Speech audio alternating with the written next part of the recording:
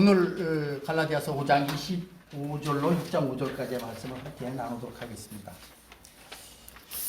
사실 바울은 이제 이 갈라디아서 5장에서 그리스도 안에 있는 신자들은 복음 안에서 참된 자유를 얻었다, 그렇게 가르치고 있습니다.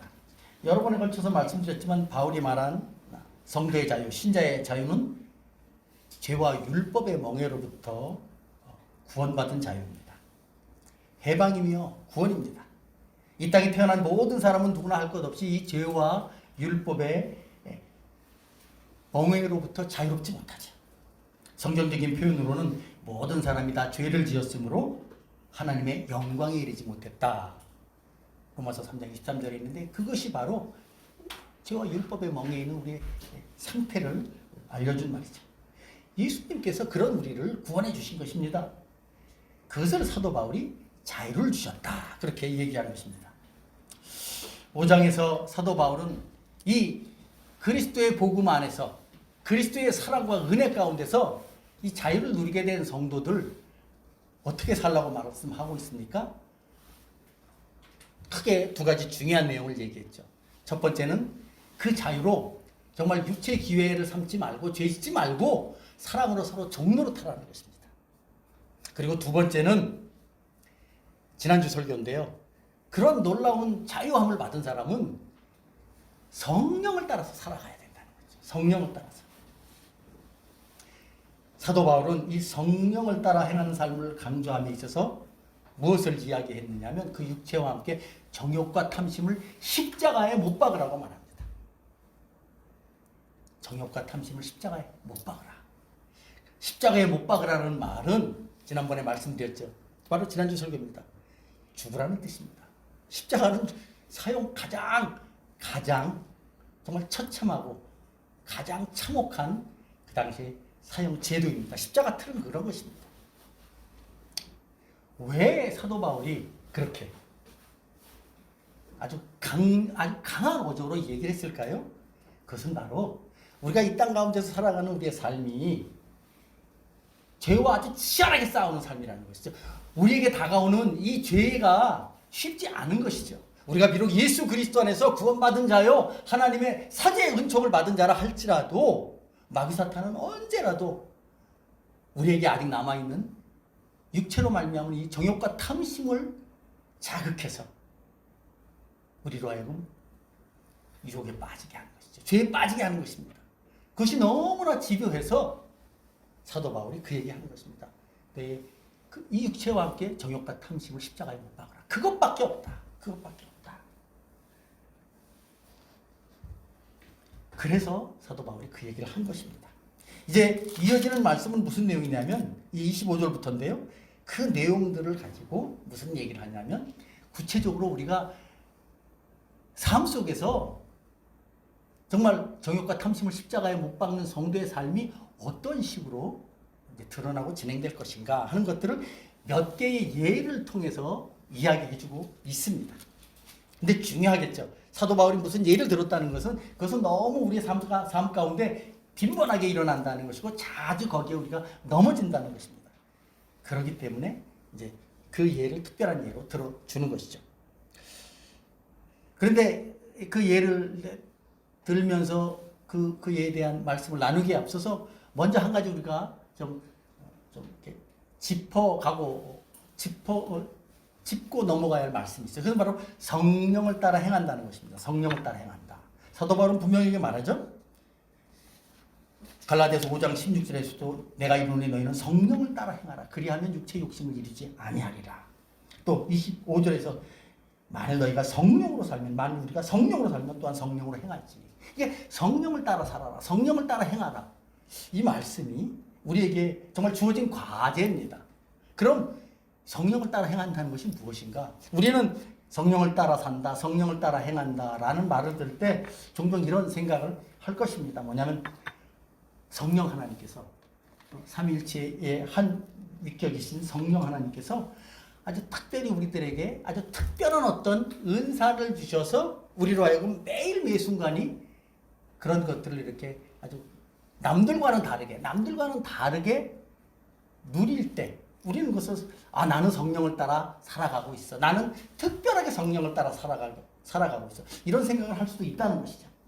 예를 들어서 뭐 꿈이나 또는 내가 깊은 하나님과의 깊은 개인적인 기도를 하는데 하나님께서 나한테 어떤 일을 이렇게 뭐 하라고 말씀하시는 것 같아요. 그리고 때로는 어떤 특별한 사건을 남들이 잘 겪지 않았던 어떤 어려운 일들, 특별한 일들을 겪을 때 그때 놀랍게 하나님께서 보통 사람들이 이렇게 치러지는 과정이 아닌 특별한 과정을 통해서 나로 하여금 그것을 극복하게 한다. 그러니까 이런 것들이 있을 때만 우리는 성령을 따라 행한다.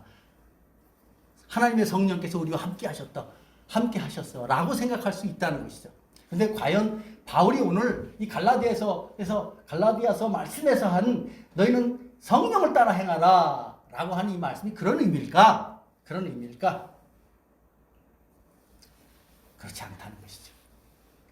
오늘 이 사도 바울이 이 말한 성령을 따라 행하라. 이게 헬라어로 이제 페리파테이테라고 하는 단어입니다. 이것은 무슨 의미가 있냐면은 군인들이 이동을 하면서 진을 치지 않습니까? 그럼 진 안에 머물러 있을 때 그걸 페리파테이테라는 단어로 씁니다. 그리고 또 머물러 있을 뿐만 아니라 군인들이 또 이제 전쟁을 하기 위해서 이동을 합니다. 그때 이동을 할 때 군인들은 이제 열에 맞춰서 이동을 해야 될 것입니다. 그 열을 잘 지켜 순종하며 가는 것, 그것이 바로 따라 행한다는 이 단어의 의미인 것입니다. 페리파테이테. 여러분, 군인들이 진에 머물러 있을 때는 어떻게 살아야 됩니까? 예, 아침 저녁으로 뭐 점호 잘 해야 되고요. 또 보초 잘 서야 되고, 또 끼니 때마다 밥 나오면 잘 챙겨 먹어야 되고, 또 전쟁을 대비한 훈련 열심히 잘 해야 되며, 병기 열심히 잘 정비해서 언제라도 전쟁이 일어나면 전쟁에 잘 그 역할을 감당할 수 있도록 준비하는 것. 바로 그런 모습이 따라 행한다, 성령을 따라 행한다의 의미라는 것이죠. 그렇게 생각해 볼 때 예수 믿는 저와 여러분들이 어떻게 해야 성령을 따라 행하는 삶을 살아갈 수 있을까요? 하나님께서 예수 믿는 신자들에게 정말 주신 우리의 인생의 어떤 내비게이션, 지도는 무엇입니까? 그것은 바로 하나님의 말씀 아닙니까? 그러니까 저와 여러분들에게 있어서 성령을 따라 행한다는 것은 하나님의 말씀을 떠나서는 절대로 생각해 볼 수 없는 것이죠.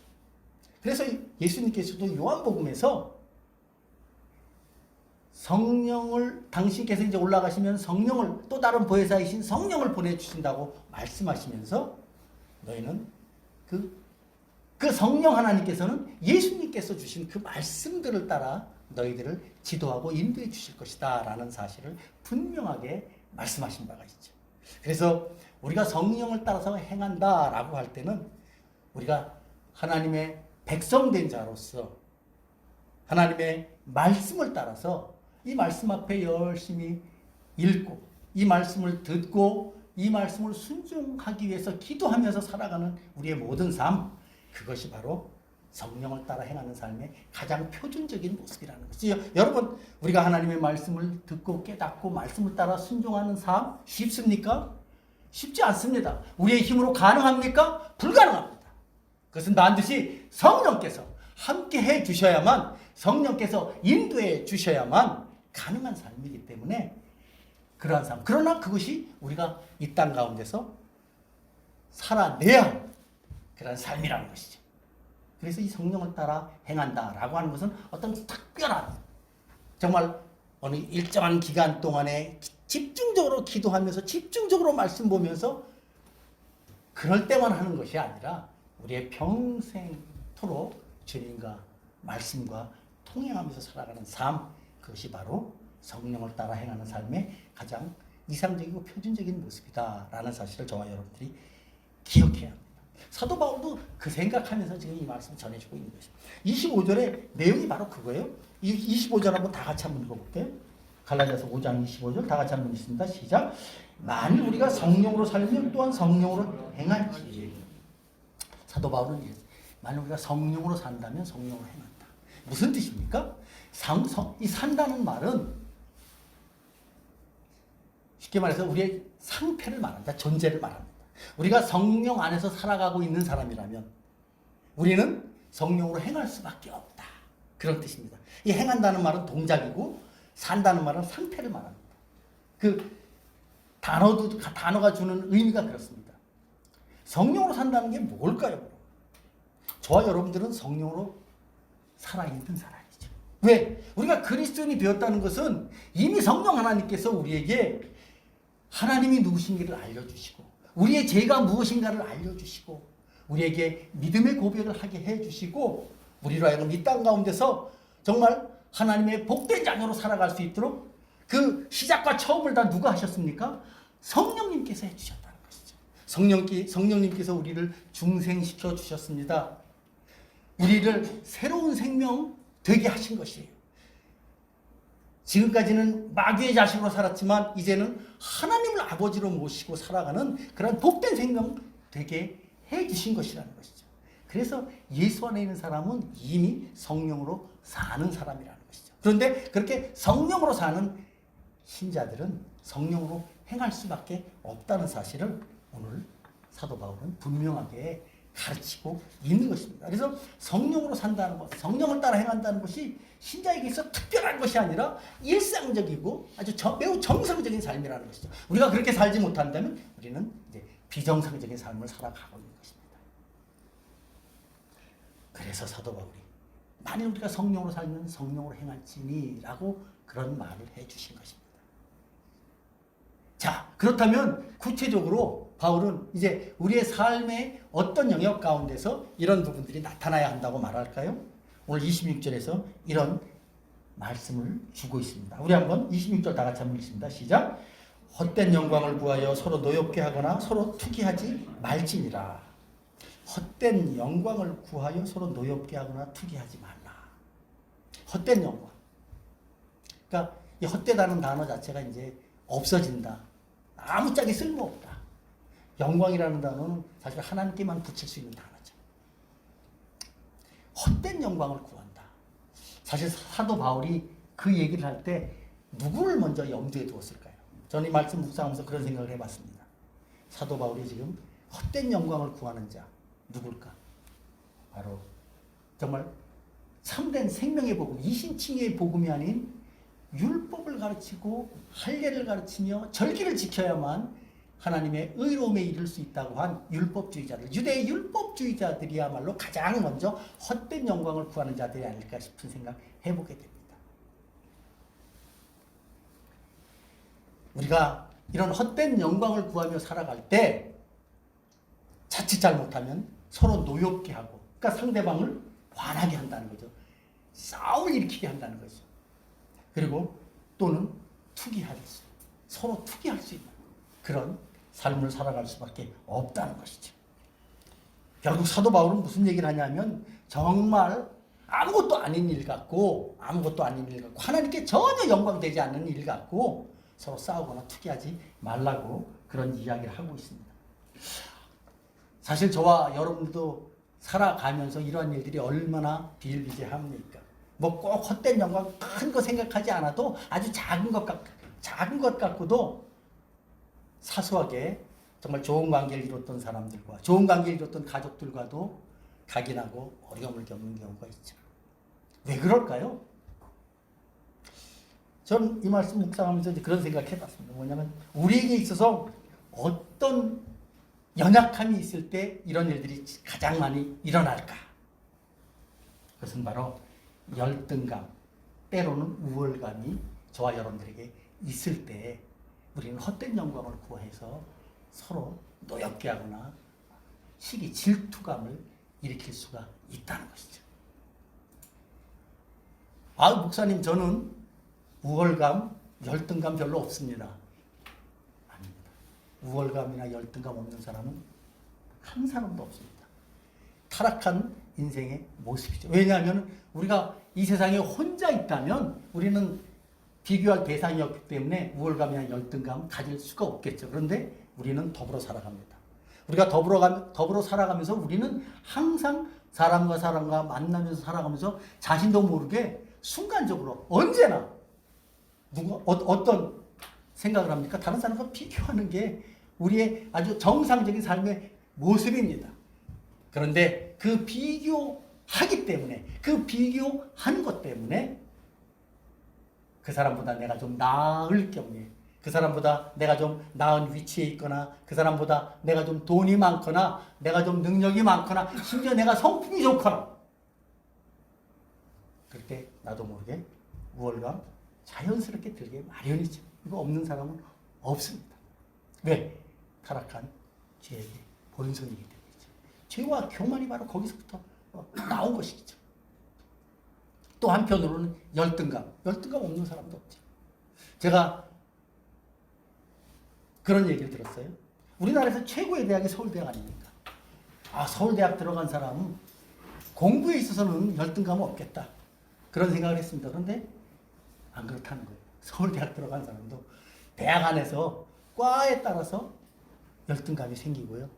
심지어 소위 말해서 공부를 가장 잘해서 가장 좋은 대학, 남들이 가기 제일 어려운 대학에 그 과에 들어간 학생은 또 외국에 있는 다른 어느 대학과 비교하면서 난 아직 멀었어 하면서 자기 자신을 자책하며 열등감에 빠져. 그러니까 이 우월감이나 열등감은 인간에게는 없을 수 없는 그런 정말 그런 감정이라는 것이죠. 그런데 그것들이 우리의 마음을 차지하고 있을 때, 우리가 그것에 의해서 지배당하고 있을 때, 우리는 자칫 잘못하면 오늘 사도 바울이 말한 정말 헛된 영광을 구하여 서로 상대방을 노엽게 하거나 시기 질투하는 일들이 일어날 수 있다는 것이죠. 그런데 사도 바울은 오늘 본문에서 무엇이라고 말합니까? 비록 우리가 그런 존재들이지만 우리가 예수 안에 있을 때, 성령을 따라 살아갈 때 우리가 그러한 연약함에서 벗어날 수 있다는 것이죠. 그런 것들을 조금은 커버할 수 있다는 것이죠. 오늘 사도 바울이 그 얘기를 하는 거예요. 25절 26절이 만일 우리가 성령으로 살면 또한 성령으로 행할지니 헛된 영광을 구하여 서로 노엽게 하거나 서로 투기하지 말지니라. 우리가 하나님의 말씀 앞에 순종할 때 그렇게 살아갈 수 있다는 것을 이야기합니다. 사도 바울이 왜 이렇게 장담하듯이 이야기할 수 있을까요? 왜냐하면 우리를 구원하신 예수 그리스도의 십자가의 은혜 때문입니다. 예수님의 십자가의 은혜야말로, 예수님의 십자가의 그 사랑이야말로 나의 우월감이나 나의 열등감이 도대체 아무것도 아니라는 사실을 깨닫게 합니다. 우월감이나 열등감이 우리에게 없을 수는 없습니다. 그러나 예수님의 십자가의 사랑 가운데, 예수님의 십자가의 은혜 가운데 우리가 머물러 있으면 그 우월감이나 열등감의 모습들을 파악하면서 그것에 의해서 지배당하지 않고 도리어 주님께서 주시는 놀라운 새로운 신의 성품에 의해서 우리가 그것들을 지배하며 살아갈 수 있다는 것이죠. 사도 바울은 바로 그 얘기를 하고 있는 것입니다. 우리가 예수 안에 있을 때, 우리가 성령으로 살아갈 때 그런 우월감과 열등감 지배하면서 살아갈 수 있다는 말입니다. 두 번째로 바울은 오늘 본문에서 성령으로 살아가는 삶의 또 다른 특징 중에 하나를 6장 1절에서 5절의 말씀을 통해서 아주 매우 중요한 내용들을 전해주고 있는데, 특별히 6장 2절의 말씀 한번 다 같이 한번 읽어봤으면 좋겠습니다. 6장 2절 다 같이 한번 읽습니다. 시작. 너희가 짐을 서로 지라 그리하여 그리스도의 법을 성취하라. 사도 바울은 우리에게 너희가 서로 짐을 지라 그리하여 그리스도의 법을 성취하라. 우리가 서로 짐을 질 때 그리스도의 법을 성취하게 된다는 것이죠. 근데 여러분 6장 1절부터 5절까지의 말씀 보면 짐이라는 단어가 두 번 나와요. 2절에 보면 너희가 짐을 서로 지라. 그리고 5절에 보면 각각 자기의 짐을 질 것이다. 그러니까 5절에서는 각각 자신의 짐을 지라고 말하고 2절에서는 너희가 서로 짐을 나누지라고 그렇게 말하고 있어요. 근데 헬라어를 보면은 이게 단어가 달라요. 이 2절에 나오는 짐은 바로스라고 하는 단어. 영어 단어로 똑같아요. 영어 단어로는 이런 짐이라는 버든이라는 그런 단어를 똑같이 쓰고 있어요. 뭐 영어 번역 성경마다 다른데 어쨌든 영어 단어로는 똑같은 짐이라는 어떤 무게를 느끼는 짐이라는 단어를 쓰고 있습니다. 근데 헬라어는 바로스라는 단어를 쓰고 있고 5절에 나오는 이 짐은 포르티온이라는 단어를 쓰고 있어요. 그런데 그래서 제가 좀 이렇게 신학사전도 찾아보고 쭉 살펴봤는데 이게 서로 교차해서 쓰고 있어요, 사실은. 그래서 이게 본래부터 그 짐이라는 단어가 본래부터 서로 다른 의미를 가진 거다. 그렇게 생각할 수는 없다는 것이죠. 그런데 한 가지 분명한 것은 뭐냐면 문맥상으로는 의미가 다릅니다. 2절의 짐은 뭡니까? 그가 혼자 질 수 없는 짐이에요. 누군가 옆에 있어서 같이 나눠서 지면은 감당해 나갈 수 있는 짐이에요. 그리고 5절에 나오는 짐은 다른 사람이 져줄 수 없는 짐이에요. 반드시 본인 스스로에게 주어진 짐이기 때문에 본인 스스로가 감당해야 될 만한 그런 짐인 것입니다. 그래서 단어 자체는 다르지만 그 단어가 갖는 의미 자체가 다른 것이 아니라 사실 문맥에서 주는 의미가 다르게 우리에게 다가왔다라는 사실을 저와 여러분들이 좀 이해하시면 좋을 것 같아요. 어쨌든 바울은 이 6장 1절에서 5절의 말씀을 통해서 뭐라고 합니까? 짐을 나눠져라. 그렇게 얘기합니다. 그래서 그리스도의 법을 성취해라. 또 한편으로는 각자의 짐을 반드시 자기 스스로 지고 갈 것이다. 이 얘기를 해요. 왜 바울이 한 문맥 가운데서 이런 이야기를 할까요? 한 문맥 가서 왜 이런 일? 그게 서로 어떤 영향을 미칠까요? 우리는 이것을 당시에 초대교회의 형편과 상황 속에서 미루어 짐작해 볼 수 있습니다. 여러분, 바울이 이 편지를 썼던 초대교회 형편과 상황은 어떻습니까? 기독교의 우호적인 상황은 아니었죠. 혹여 사람들이 그리스도를 믿지 않다가 예수님을 나의 왕으로 전혀 생각하지 않다가 십자가의 복음을 듣고 그리스도께서 부활하셨다는 말씀을 듣고 또 그리스도인들이 보여주는 놀라운 그 헌신과 희생과 사랑을 보게 되면서 그들이 예수를 믿게 되면 대부분의 경우는 그 예수 믿는 신앙 때문에 어떻게 됩니까? 핍박당합니다. 고난당합니다. 자기가 살고 있던 공동체에서 쫓겨나기도 합니다. 그 당시의 사회는 오늘날처럼 각자 도생의 사회가 아닙니다. 공동체적으로, 혈연적으로, 또 직업적으로. 그리고 그 당시에 대부분의 사람들은 무엇을 믿었습니까? 정말 우상들을 섬겼습니다. 우상들을 믿었습니다. 그들은 그 우상을 섬기면서 그 우상을 섬기는 그러한 과정을 통해서 그들의 관계를 점점 돈독해하는 그러한 삶이었죠. 그런데 예수를 믿게 되면 그런 사람들과의 관계 속에 참여할 수가 없는 겁니다.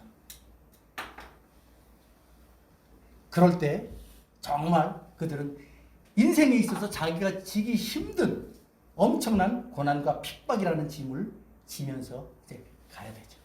그럴 때 옆에 나와 같은 어려움, 같은 신앙 갖고 나와 같은 어려움을 겪는 성도가 있다면, 그가 나를 위로해 준다면, 그가 과거의 경험을 통해서 나를 격려해 준다면 그는 그 어려운 고난과 핍박, 그 상황을 넘어갈 수 있었을 것입니다. 사도 바울은 바로 그 얘기하고 있는 것입니다.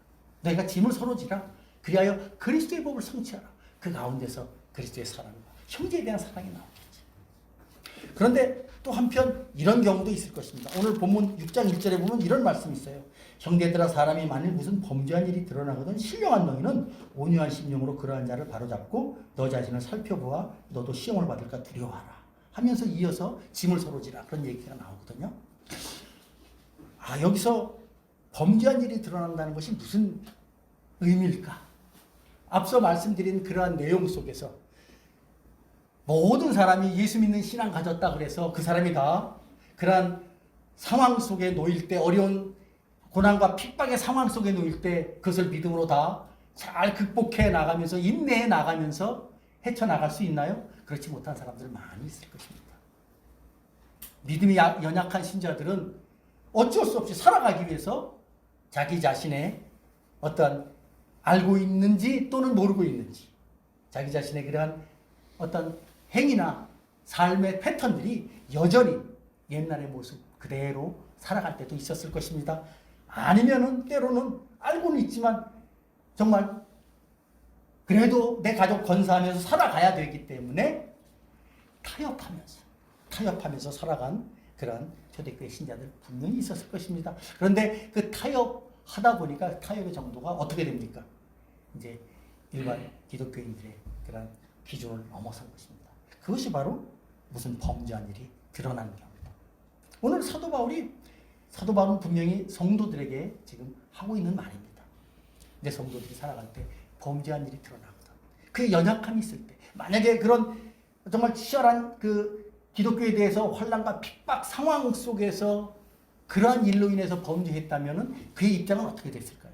그의 입장은 아마 세상에서도 환영받지 못하고 교회 안에서도 환영받지 못하는 그런 정말 난처한 진퇴양난의 상황 속에 빠졌을 것입니다. 그럴 때 그냥 두지 말라는 것입니다. 사도 바울은 그 얘기하고 있습니다. 그럴 때 믿음에 앞선 여러분들이 먼저 가서 그의 짐을 짊어지고 그를 붙잡아 주라는 것이죠. 중요한 것은 왜 그의 짐을 짊어지고 그를 붙잡아야 합니까? 단순히 그냥 붙잡는 것이 목적이 아니라 그가 더 낙심하지 않도록 하기 위해서, 그 어려운 가운데 인내하도록, 이제 그런 타협의 상황, 그런 범죄의 상황에서 벗어날 수 있도록 하기 위해서 그렇게 하라는 것이죠. 그래서 6장 5절에서 각자의 짐을 지라는 말은 바로 그 이유 때문에 나온 것입니다. 자기 자신이 견고하지 못한데, 자기 자신이 제대로 서 있지 못한데 어떻게 정말 그런 연약한 성도를 지지해주고 붙잡아주고 그를 위해서 짐을 져줄 수 있겠습니까? 어느 목사님은 이 부분에 대해서 이런 예화를 들었어요. 타이어가 펑크나는 화물차는 절대로 화물을 실 수 없다. 그러니까 저와 여러분들이 그리스도 안에서 견고하게 서 있지 않으면 연약한 성도 지기 쉽지 않다는 것이죠. 그래서 사도는 바로 여러분 각자에게 짊어진 짐, 그것은 여러분들이 지어나가면서 그 짐 제대로 지지 못한 연약한 성도들을 위해서 여러분들 다가가서 그에게 사랑을 베풀고 그를 그리스도의 사랑으로 다시 보듬어 주면서 그로 하여금 주님 앞에서 믿음으로 잘 살아가도록 그렇게 잘 세워 나가라는 것이죠. 그것이 바로 오늘 사도 바울이 우리에게 준 교훈입니다. 성령을 따라 행하라. 그것은 특별한 것이 아니라 이처럼 우리의 삶 가운데서 우리가 처한 상황 속에서 하나님의 자녀다운 그런 모습을 보일 때 그것이 바로 성령을 따라 행하는 삶이라는 것이죠. 이제 설교를 맺겠습니다. 사도 바울은 오늘 본문에서 분명하게 메시지를 전하죠. 예수 믿는 성도들은 우리가 예수 안에 있으면 우리가 성령으로 사는 사람이고 성령을 따라 행하는 사람이다. 그런 사람은 절대로 육체의 일을 구하려는 헛된 영광을 위해서 다른 사람을 노엽게 하거나 시기와 질투를 불러일으키는 삶을 살아가서는 안 된다고 말하죠. 연약한 성도가 있다면 그의 짐을 정말 대신 짊어지는, 나눠서 지는 그런 성도의 삶을 살아가라고 말합니다.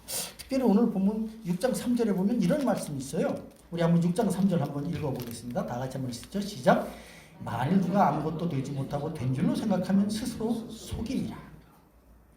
만일 누가 아무것도 되지 못하고 된 줄로 생각하면 스스로 속임이라. 무슨 뜻일까요? 어떤 사람이 이런 경우가 있을까요? 그러니까 누구의 짐을 져줘요. 그런데 그 짐을 져주면서 속으로 무슨 생각합니까? 나는 이 사람보다 훨씬 좀 나은 사람인가 봐. 나는 이 사람보다 좀 뛰어난 사람이야. 그러니까 자기 스스로 자기가 하는 역할 때문에 자기 스스로를 속이는 거죠. 그가 다른 사람의 짐을 질 수 있었던 것은 하나님께서 주신 은혜 때문이고, 그가 그런 희생과 헌신을 할 수 있었던 건 하나님께서 주시는 정말 놀라운 사랑 때문인데, 그것을 깨닫지 못하고 마치 자기 자신에게 그러한 의로움이 있는 것이냐, 그런 생각하는 사람, 그런 사람은 자기 기만에 빠져있는 사람이라는 것이죠.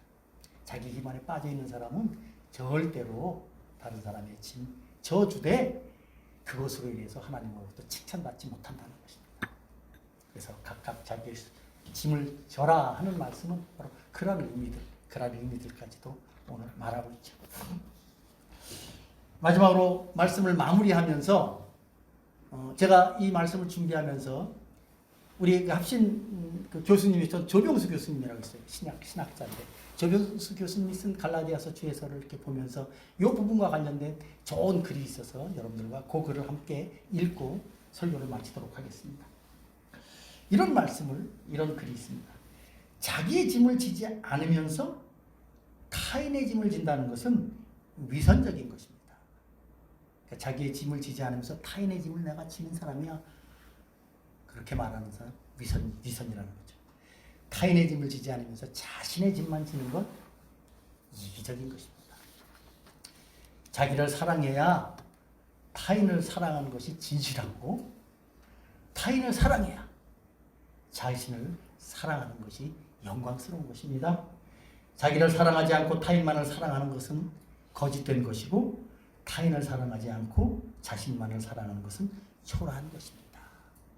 오늘 바울이 정말 서로 짐을 지라는 말씀을 가지고 각각 자기의 짐은 또 각각 자기가 질 것이라는 이 두 가지의 말씀을 가지고 우리는 정말 하나님께서 우리에게 주신 명령, 자기 자신을 사랑하듯이 남도 사랑하는 내 형제를 내 자신과 같이 사랑하는 그 말씀에 대한 구체적인 적용과 삶이 정말 우리의 힘으로는 할 수 없지만 우리가 성령 안에서 말씀 안에서 하나님 앞에 기도하면서 살아간다면 우리는 그러한 삶을 살아갈 것이고 그러한 삶을 통해서 그리스도의 법을 성취하는 그리스도께 영광을 돌리는 그런 저와 여러분들이 될 수 있으리라 생각해봅니다. 올 한 해 마감하면서 뭐 누가 나 이런 사람 잘 살았다고 자신 있게 말할 수 있는 사람이 있으니까 아무도 없을 것입니다. 그러나 우리가 이런 삶의 방향은 분명하니까 올 한 해 마감하면서 자기 자신을 돌아보고 또 내년도 2024년도 이런 삶의 방향성으로 우리가 또 나아갈 수 있는 저와 여러분 되시길 예수님의 이름으로 축원합니다. 네, 기도하겠습니다. 하나님 감사합니다.